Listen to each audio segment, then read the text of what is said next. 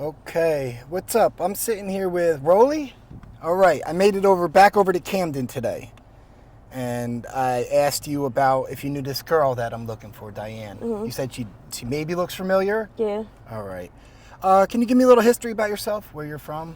I'm from Burlington. I'm Right. 35. I mean, I pretty much was born and raised in Burlington. Like I said, like I was telling you, I went to college to be a vet tech. I had a lot of problems growing up mentally, but I got through all them and then decided, when I was 27 years old, I was going to do drugs. Oh, so you didn't start till you're 20? Wow. Now, what was the kickoff to doing them? Do you? A boyfriend Okay, so he liked to get high. introduced me to, because I had back problems and I took tramadol. And then I got hooked on that shit in jail. They gave it to me. Yeah, I was having a hard time getting it. Uh-huh. And instead of me just going to the doctor, my boyfriend, oh hey, I can do, I got perks. Yeah. So I went from popping them to sniffing them. I had a really good job at the time. I was a supervisor for a vet clinic. I did really good. I loved it. Yeah. And then actually I got bit in the face by a dog, which. Oh wow. Yeah, it was bad. It was a whole thing. I had a lawsuit happen from it. And then it really messed me up mentally. Had surgeries on my face, perks, couldn't afford the perks anymore, lost my job because of my PTSD, Sure. went to heroin, went right to the needle, pretty much. Got off the needle. Like I said, April 28th, I'll have 3 years clean off the needle. Yeah. But about a year ago now, I decided to derail for some reason. I was in a program. I was doing really good. I was on Suboxone. Yeah. Now, were you taking them, or were you on like the Sublocade shot? You were taking them? Yeah, I was taking them. Yeah, I was like taking one strip a day. Okay. I And you did were great stable with it. on it? I was great. I did Yeah. great with it. Yeah. Yeah, I had no issues. I had no. Would just get bored? I don't even know. I couldn't. I mean, I had a boyfriend at the time that was stressful, but I guess I don't know. Maybe everything was doing too good, or just I wasn't facing things like I was supposed to. Yeah. You know what's weird, and I talk about this in my, my things a lot, is I'm getting ready to go drive across the country to make videos for, I'm celebrating my 8 years sober, and I always, thank you, but I always talk about self-sabotage and stuff. I'm my whole life, I'm just waiting to ruin this somehow, that's how I am. That's what I say, and it's so funny you say that. I mean, this is, excuse me. It's funny you say that. I mean, I make a joke now because I have no problem getting high now for some reason. Every hit I take, I catch it. Yeah. So if I were to say something's garbage, I mean, that's really bad. Yeah. And I'm convinced that one day I'm going to wake up and I'm not going to be able to get high anymore, just like that. Yeah. Yeah. All right. So I asked you about the trank over here. Yeah. It is here, but. It is here, but a lot of the times it seems like if it's trank, it has a red stamp on it. Okay. Like whatever. Now there are a few things that don't, but 9 times out of 10, when it's got a red stamp, whatever the stamp is on it, it's got trank in it. Okay. And you were saying you have adverse effects from the trank? Yeah. It's almost like an allergy. It's almost like I go through withdrawal the second because I smoke it. And you said your my throat gets real tight. Yeah, my throat gets real tight, and I start sweating, my eyes start watering, my nose starts running, I feel really nauseous. Like it just doesn't, and I've never, knock on wood, I have never overdosed. Oh wow. And you're talking to somebody who really that's on the street doing fentanyl. I was doing 3 to 4 bundles a day. Yeah. I would put 6 bags in one shot. Wow. And just go, yeah. Now have you been getting high long enough to where you were doing real dope, real heroin? When I first started, it was just getting mixed with fentanyl. Okay, so you were But I did actually come in contact with real heroin a couple months ago. Does it even do anything to you? So, it helped. Uh-huh. But because I smoke it, it was the sweetest thing I've ever tasted. Oh, okay. Because fentanyl, when you smoke it, it's so sweet. I call it butter. Wow. Everybody laughs at me because I'll be like, oh, butter. Okay. So it's got like a sweet taste to it, what you're saying. Okay. And that's how I know if it's trank or not. Oh, wow. Trank is not sweet. It is very bitter. It's nasty. Wow. So I know the second the trank hits the back of my throat, it's instantaneous. It's like, bleh, done. Wow. Now, what was your reasoning to switching from IV into smoking it? Was there like something where you're like, okay, I have to stop this? To be honest, I came out here and I was just smoking crack here and there, like not a lot. I actually started out by doing shotguns with somebody. And I had multiple times said, you know, I'm scared if I do dope again, I'm going to relapse and go back to the needle and da-da-da-da-da. And I was hanging out with somebody, and they thought it would be nice to stick a straw under my nose real quick and had some dope on it. And so that was kind of so I did start sniffing it again. Okay. And I was like, I can't do this. I'm going to end up back on the needle. Right. So somebody's like, oh, try smoking it. And I'm like, okay. So it was just taste. off a relapse. I had you gone, sniffed it, you know, and then you were just like, all right, let me keep I had gone like smoking a year and a half before I had ever done dope again. Oh, wow. So you had a good amount of time.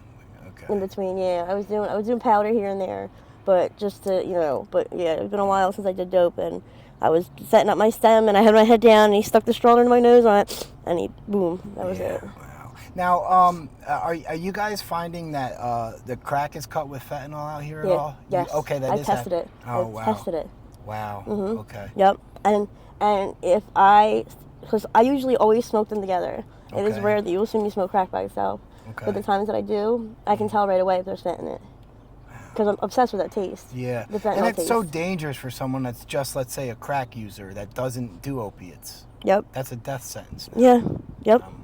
And selfishly for me, it helped me stay sober because I've been away from it so long now. If I touched fentanyl, I'd fall over dead probably right now, you know? That was another big fear that I had too. When I relapsed. Just dying? It was the first time. I didn't go right back to the needle. I just started sniffing it again because I was so scared that I was going to fall over and die. Yeah. You know, because I mean, at one point in my life I had a death wish, but I don't now. I mean, obviously, it's that I don't want to be here, but I'm not going to, off myself. Right. That's like the state I was in for years. Like, I don't want to go through this, but I'm too much of a pussy to kill myself. Right. I kind of still want to live a little bit. Yeah, yep. That's. But it's gonna be really hard to change my life, so I just sat in my own shit for years. Yeah. I get it. It's such an up and down, Yeah. Now, if you're ready, or if or when, let's say you're ready to get help, do you know where to go? I would go right back to the program that kept me clean for so long. Okay, awesome. And they would, it was all online. Oh, wow. Everything was online. I saw my doctor online, my counselor, and my therapist online. Okay. They sent the medicine right out of my pharmacy. Was that like forcing you to isolate too much, you think? No. Or did you still like talk to people and? Yeah. Okay. I got a job. I got a car. Okay. I'm the type where, my opinion, the way I am, me personally, when you lock me up somewhere, it's gonna want to make me do something more. Like opposite sort of mind disorder. Absolutely, yeah. So when I was with the online program, it put everything in my control. Okay. I could go out and get high if I wanted to. Sure. I wasn't locked up somewhere. Yeah. So it gave me more control over what I can and can't do. Wow. Which is why I think I had more success. Wow. This right here, me doing this, was stupid. Yeah. I don't think there's any rhyme or reason. I don't know. I'm still trying to figure it out myself. Sure.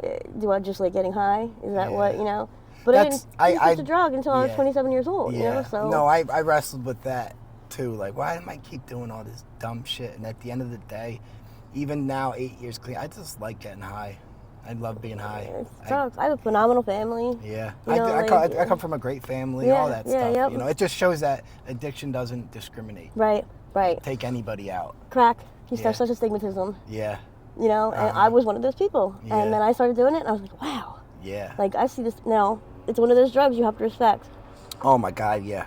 It'll rip you up and chew you out and spit you out, and it's only a mental withdrawal. That's the fucking wild part what people don't understand. It's all in your head. The only thing that happens to me if I don't have crack, it's weird. It's gonna sound so weird. I call it the zaps. Okay. It's this weird, like, it throws my equilibrium off. Like electrical shock type? It's weird. Dude, you are maybe the 10th person that has said something like that. Yeah, but other than that, do you have any urge to get sober now, or are you kind of okay doing your thing right now? So on really shitty days, it's starting to be, like, I mean, I've been out in the rain. Yeah. I'm choosing to, by the way. Sure. I can go somewhere. I have people out here that have my back. Absolutely. Like, I get it. I was the same way. I could have just called and asked for help and wanted to change, and I had somewhere to go always. I'm not even, even just, a trap house. I've made a lot of good connections out here. Sure. I don't know what it is, but I have a lot of places to go. I have a lot of protection out here. Yeah. I don't have any issues like a lot of the girls come talk to me about. I'm like, that don't happen to me. I don't got that problem. Yeah. That's good. Yeah. Our network, I guess, is the best way to put it. Yeah. it's important to network out, especially out here on the streets. You know what I mean? It's these streets. It's a business when it comes down to it. Doing drugs is a business. Oh my God, yeah. Well, and with especially with females and doing the sex work down here, and because you guys make money so fast doing that, and it's easy. It's not easy money. It's easy money. Easy, but it's fast money. It's easy money. Yeah. It is. Yeah, and it's just so it's. You could put a bag over your head. It don't matter. Yeah. It doesn't matter. Yeah, and it's maybe a 10-minute date, whatever. You get your money and you're out. Sometimes you can do it in 3. Yeah. You know, it's easy and fast. Yeah. It is. Do you deal with sexual assaults and stuff a lot down here? Or is it... I have talked to a lot of girls that have. Me personally, I can say, knock on wood, I've had nobody try. Okay. But I'm also I'm a tough cookie. You know, Yeah. I carry certain things with me that I make. Yeah, absolutely. No, like what we run into a lot in Kensington is because of the trank is so strong there, girls are passing out and then getting assaulted, raped, whatever. That. And then they wake up. That's and when you can't. Yeah, and then they wake up and they're like, "What just happened?" And they have to like come to terms with they just got raped, and then It sucks because and it's crazy too. And I think about this. I know a girl out here who has been through seen some serious things, had some serious things happen to her, and I fear for her if she ever gets clean. Yeah. Because she's gonna have a lot of things that she has to face. A lot of trauma to face. And it sucks. I feel for her on so many levels, and like the girls like that too out in Camden. Yeah. A lot of people. I'm starting to hate men because of this. Yeah, because of the sex work. Not and all stuff men. like that. Not all men, but majority of men. Because I know men. Yeah, I've known men my whole life. Mm-hmm. But there's certain sides to certain ones that I've never knew of. Yeah. I think sex work should be legalized, taxed, all that and stuff. I think it'd just be a lot safer. It's our choice. Yeah, but I just think it'd be safer for you guys if it was, regulated. And some places it is. Yeah. It's just here. Just this.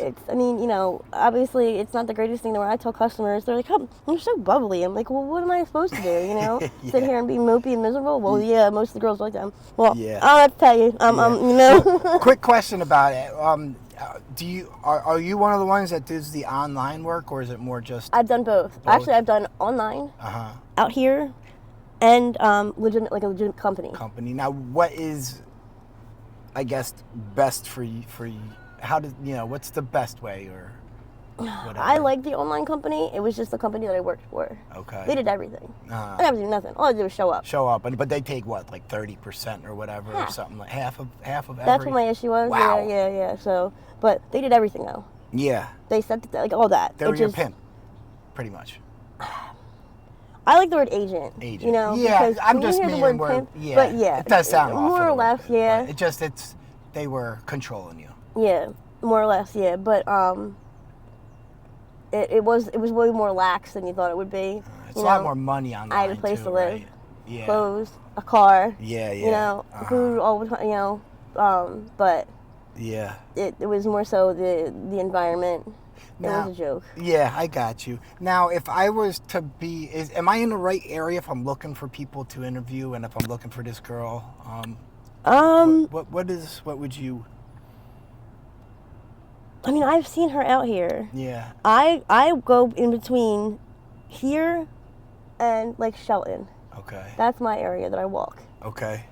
Shelton's a street name? Yeah, Shelton's down there right before the overpass into Gloucester. Okay. Now there's a lot of cute girls down there. Okay. That's mainly where I'm at, down by like Jefferson area. Okay. See, I don't know Camden at all. So it's a nicer Shelton it's way more Road lax. is what it's called? Okay, cool. Shelton, right. Jefferson. Shelton and Jefferson. Maybe I'll drive by there Yeah, there's some cute girls down there. I like to interview guys too, and just everyone. Oh, you have a bunch of personalities down there. That's down by Jefferson. That's my spot, man. I love being down there. Okay. I love Pollock. Pollock? What's that? That's back here, down here from Ave, in there. Okay. That's where I was always at, but there ain't no money out there. Oh, okay. Unless you're hustling, ain't no money out there. Yeah. How are the cops here with getting high in public, and do you go to jail a lot easy, or is it? Not me. Okay. I don't know if I just move right. Yeah. But they seem to be more worried about the drug sex. They do raids a lot. Okay. The sales, the the dealers more They're than going the right to the. addicts. Okay. They're not they. Some places, they think, oh, let's get the addicts. Mm-hmm. They'll lead them to us. Not out here. Yeah. They go right to the stores. Good. That's what they're trying to do. Yeah, I don't think any addict should spend a second in jail for getting high. I've been against that my whole life. I think it's so stupid. I wasted half of my life in and out of jails. Knock on wood, knock on something, high. anything I can knock on. Yeah. Never been to jail. Wow. How old did you say you were again? 35. 35, okay. You're a little bit younger than me. I got sober at 36, so you could still do it. Oh, yeah. Oh, I know I could. Yeah. To me personally, being on the needle, yeah, that was rock bottom. Okay. So you're doing a lot better than you were now, is what you're saying, when you're on the needle. Yes and no. Mm. Mentally, yes. I guess physically would be no. Yeah. But yeah, I don't know. I'm choosing this. Yeah. And that's the thing. A lot of times I can't stand when I hear people bitch and complain. Yeah. A lot of times they don't have a choice. But in the long run, you do. Yeah. You have a choice. Yeah. You are choosing to do these things. You can change your life. You You're right. choose to either wake up and stay up or go back to sleep. Yeah. You choose to go get high or not. That is a choice that you are physically making. Absolutely. It is a choice. I don't want to hear any no. Yeah. You have made that choice. Yeah. There are so many programs and people out there. Hell, I've had 3 guys offer to move me in and get me clean. Captain Save-A-Ho, huh? So. That's funny. I have a shirt. It says it's a Captain Save-A-Ho shirt. Yeah. But it's. I hope you decide you want to give I'll sobriety a chance again. I will. I know I will, because Right. this isn't, like I said, not to I'm smart. Yeah. I went to college. I could just by talking to you, I could tell you, you got it together. You just gotta. I'm not like. Yeah. No, definitely. I could tell you got it together. You just gotta decide you want to. I like getting high right now, Yeah. You just gotta wait. Hopefully, the repercussions of getting high outweigh the feelings. I need the scales to tip. Yeah. I need my scales to tip, unfortunately, and it seems like that's what happens. Yeah, I hope it does. It's this without deadly fentanyl is and all this stuff. I really wish you the best out here. Thank you. All right, Rollie. Have a good day. You too. All right.